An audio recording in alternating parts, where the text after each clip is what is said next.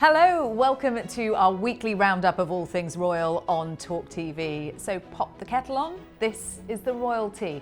I'm Sarah Hewson.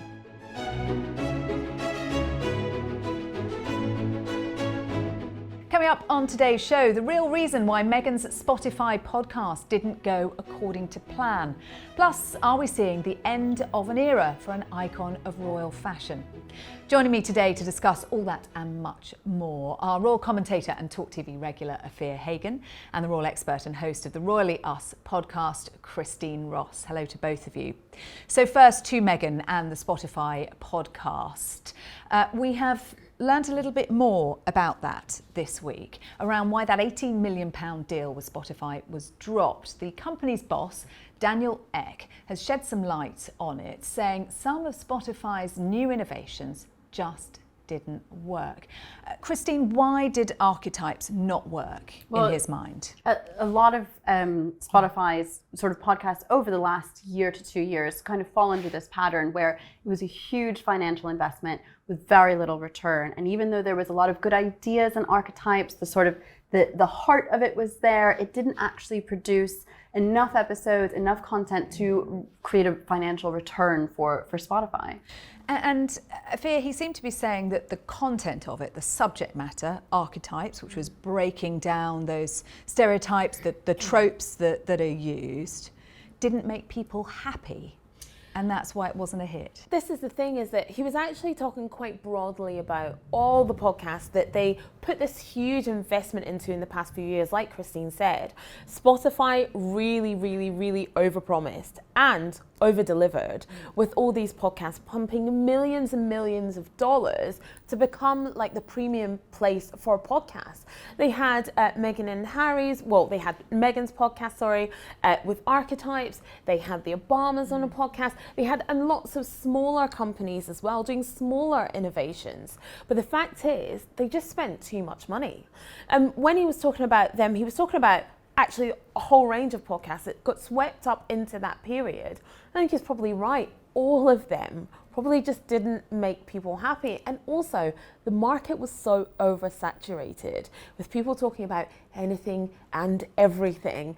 There probably just wasn't space for it. But I also think there was probably just a lot of creative differences between Spotify, between Meghan Markle and her production team, between Archewell and what they wanted to produce. But the fact of the matter is, Spotify are cleaning house after overpromising and over-delivered in an already saturated podcast market. So what you're saying is this isn't necessarily a reflection on Meghan and Archetypes. Actually, this was a kind of broader restructuring of the market and a recognition that the market just wasn't where they thought it was. Yeah, I do think so. I absolutely think so. Because when Archetypes was out, it was well listened to. It was beautifully produced as well. It was well produced.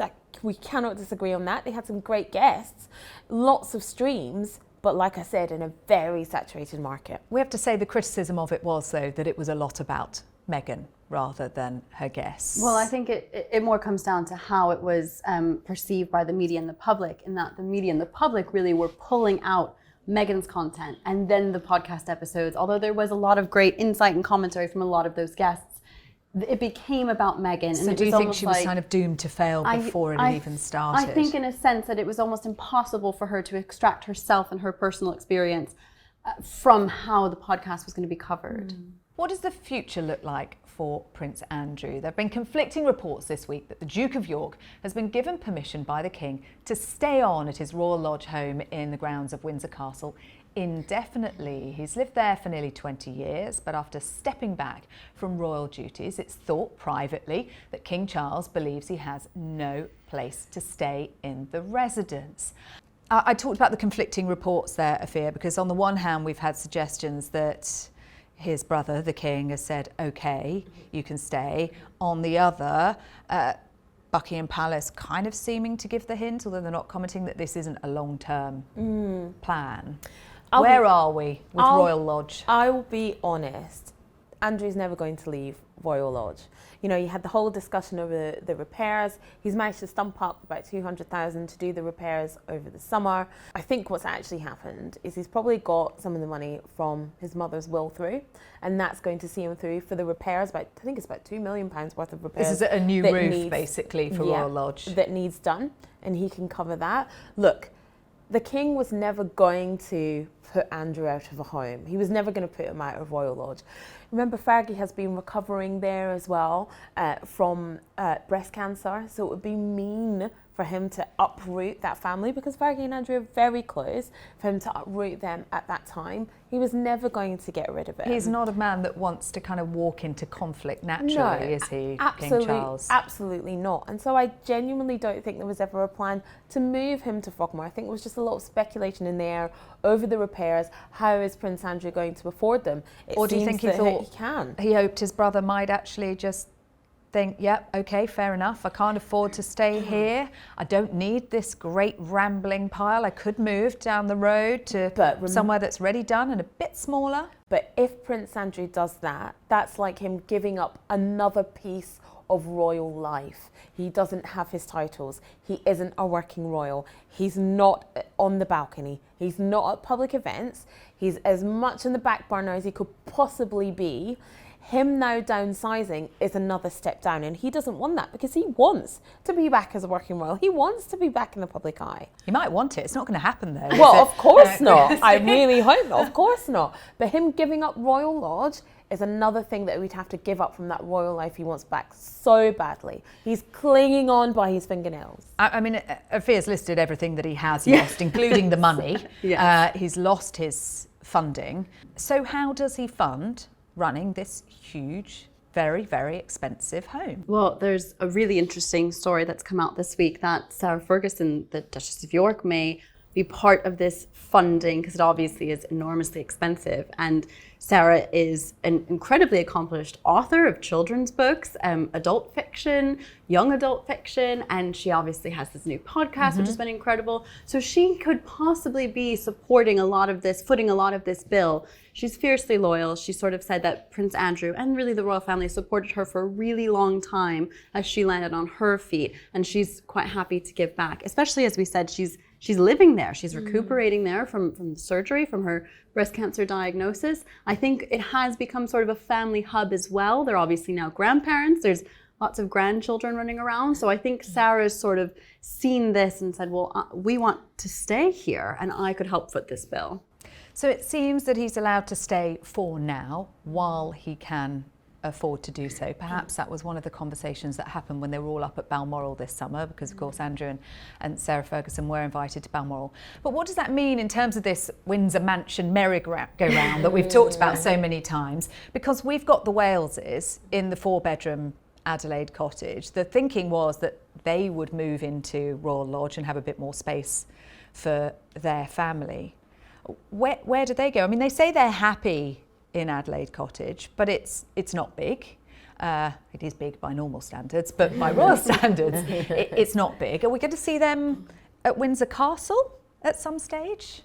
I think, like you said, it really is a Windsor merry-go-round. I think at the moment, everybody's kind of happy and settled where they are. Maybe as the kids get bigger, they might think about, we do need to upsize from a huge cottage. Cottage is not a cottage. We do need to, we want more space. But I think actually that may depend on when Prince William becomes king. I think maybe it might be that stage that decides when the merry-go-round goes round again, because King William may not be as kind to his uncle, Prince Andrew, Prince Andrew's brother, King Charles, has been. That may cause some movement in the merry-go-round as well. And of course, when King William becomes king, he's going to want to live in a castle. So I think maybe they're fine for now. And perhaps the merry-go-round will have another spin as the line of succession moves. And I get the sense that because they're trying to create as normal a life as possible for the children, they will perhaps resist living in Windsor Castle as long as they possibly can, or whichever castle it might end up being, and want to have that something that feels a bit more like a family home. On the subject of the Waleses, who was caught pinching the Prince of Wales's bottom this week. That's what William joked as he and the Princess of Wales were mobbed by supporters as they met Windrush veterans at an event in Cardiff this week. And as people queued up to hug the future king, he made it clear he drew the line at kissing. This was a joint engagement this week by the couple to Wales, which has given them their titles, of course, and celebrating Windrush. Yes, this was a really well-timed event, obviously, as we just launched Black History Month.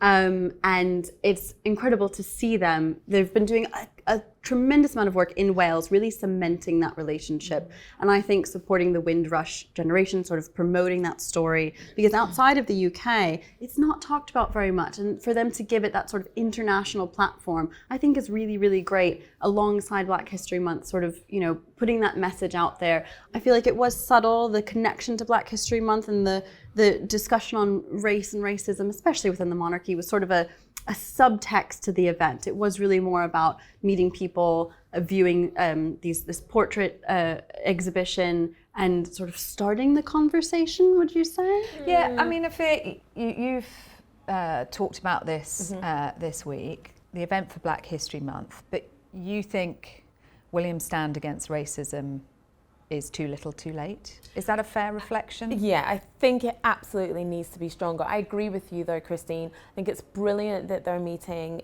people from the Windrush generation. This is the 75th anniversary of the docking of the Empire Windrush at Tilbury Docks in Essex, one of the biggest migration events that has ever taken place, and one of the most important actually as well. So I think it's amazing that they're highlighting it with these gorgeous portraits that we've talked about already on royalty. So that part of it I think is brilliant. Black History Month in the UK has been going since 1987. This is the first time that the royal family have ever marked a Black History Month. Now, I read this and thought, surely that can't be true. Why has it taken until now? Why has it taken until now? Sarah, you ask an incredible question. And I think actually, you know, after everything that happened last year with Lady Susan Hussey, and of course we did have Harry and Meghan's interview with Oprah Winfrey, where they talked about their feelings of what they now say was unconscious bias, which is not a thing. At the time we thought they were talking about racism. They say they were not. But there was questions over the what colour baby Archie's skin would be, and the conversations that erupted around that. And so I think this year they probably felt that we have to do something. We have to mark Black History Month, the first time since its inception 37 years ago, if my math serves me correctly. It was started in 1987 in the UK. It's been going in the United States for a long time. Why now? Is it too little too late? Perhaps. But I also think we must remember that you have countries of the realms, Jamaica and other countries in the Caribbean, that are talking about separating themselves from the monarchy, or talking about removing the king as head of state. Is it reaching out to them to say, hey, look at what we're doing for Black History Month? I think in those terms, it is too little too late. But they're doing something. Perhaps that's better than nothing. But I think, you know, the calls have been coming from within the house. They're now answering them. Is it too late? Perhaps. But I think it's great to be marking Black History Month. It's all about celebrating our sisters this month. You saw them with this group of what amazing women, and yes, William was cracking jokes with them and they were all loving it, and brilliant to mark the 75th anniversary of Windrush. Among the kind of more worthy parts and more important parts of the engagement, there were some lighter moments as well. We talked about William joking about his bottom being pinched, and they also had a go at table tennis, took each other on at table tennis. Take a look at this. The battle is on. Ooh. Hey.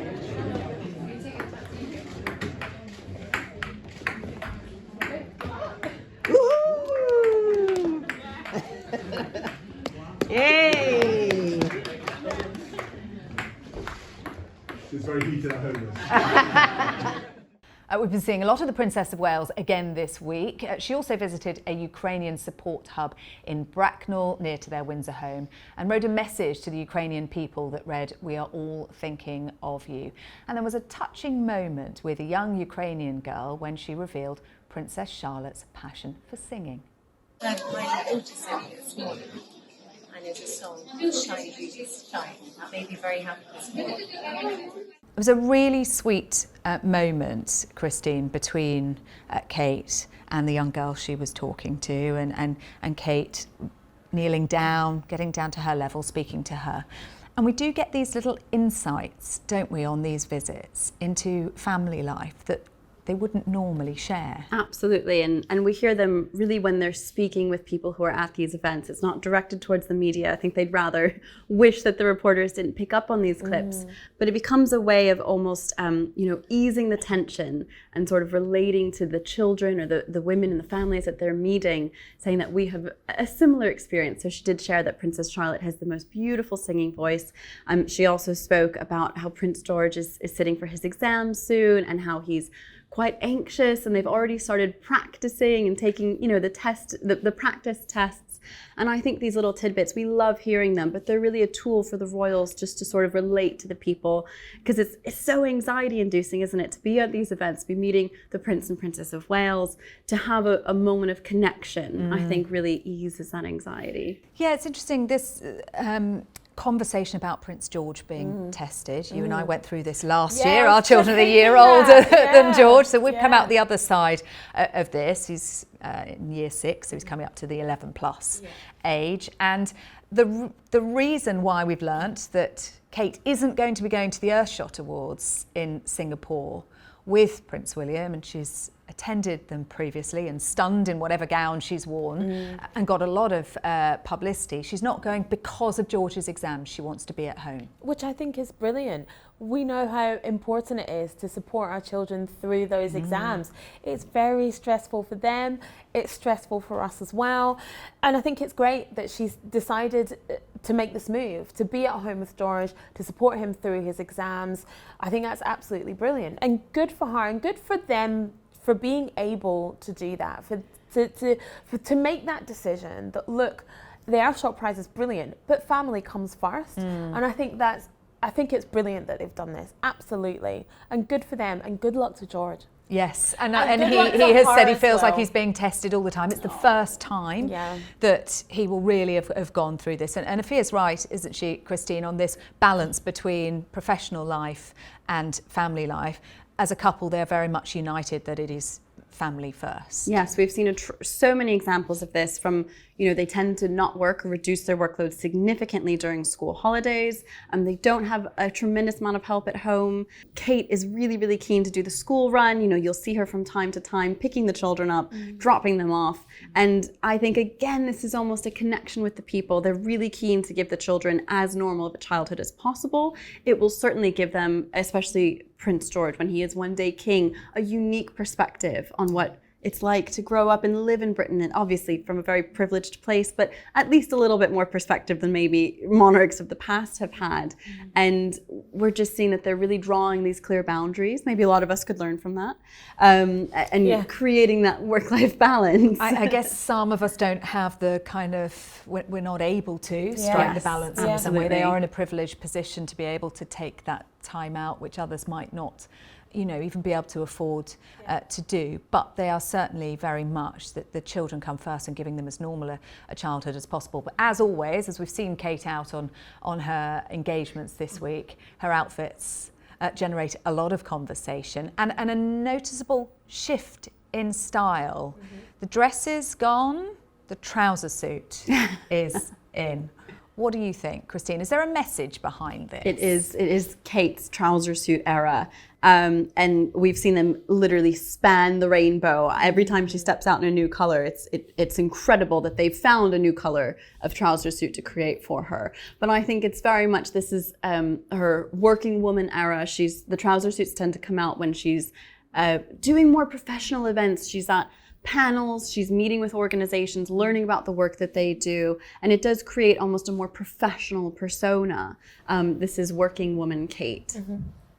I must admit, the navy blue pinstripe trouser suit that she wore this week. The Alexander McQueen. That one was Holland Cooper. Was that a Holland Cooper one? Cooper. That was stunning. That's a real favourite of mine. I thought she looked absolutely amazing. I'm really liking Kate in her trouser suit era. I'm really liking the brown, the waves, the really glossy hair. I think she looks great. I liked the jumper and the shirt combo that she wore with the grey trousers. Wasn't She a wore big that to fan the of Ukrainian Yes. support hub. Yeah. Wasn't a big fan of the shoes. But I think Kate in her trouser suit era is a great era. But as we know as well, you know, we've just had Paris Fashion Week, Sarah Burton's last show for Alexander McQueen. So is she going to stick with Alexander McQueen? Are we going to see her branch out to wearing more designers? You know, maybe this is a shift towards that. You know, as she's going into the trouser suit era, she's also maybe looking at different designers, going for a different look for herself. But whatever's happening, whatever this transition is, it's really working for her. You raise a really good point, because we saw Sarah Burton's last fashion show for Alexander McQueen at Paris Fashion Week last week. Was it end of last week? Yeah. And she had celebrated a 26-year career at Kate's fashion house. She was her go-to designer, and of course she designed the iconic dress for the royal wedding.